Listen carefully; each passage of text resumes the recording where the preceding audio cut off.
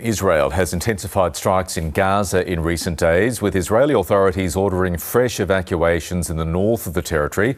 Meanwhile, the United Nations is calling for an independent investigation into reports of mass graves uncovered at a destroyed Gaza hospital. Isabella Higgins reports from Jerusalem. Residents in Gaza have reported some of the heaviest shelling in weeks, while the Israeli army ordered fresh evacuations in the north of the Strip, warning civilians they were in a dangerous combat zone. The UN's Human Rights Commissioner warned that Israeli strikes in recent days had mostly killed women and children. Now, Israel claims it's still trying to dismantle Hamas after the October 7 attacks, but on Tuesday, a spokesperson for Hamas's armed wing reportedly called for an escalation on all fronts in an address said to mark 200 days since the start of the Israel-Hamas war.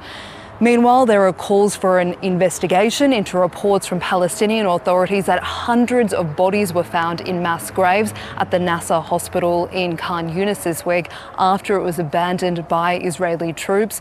Bodies were also reported at the Al-shifa hospital following an Israeli special forces operation.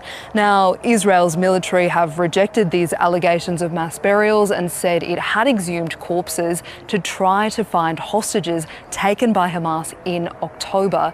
An IDF spokesperson said the allegations were baseless and unfounded, and that the military reburied all of the corpses after careful examination. Now, the UN High Commissioner for Human Rights says they are horrified by these reports and say work is underway to find out exactly what happened. But the Commissioner is also calling for a robust international investigation.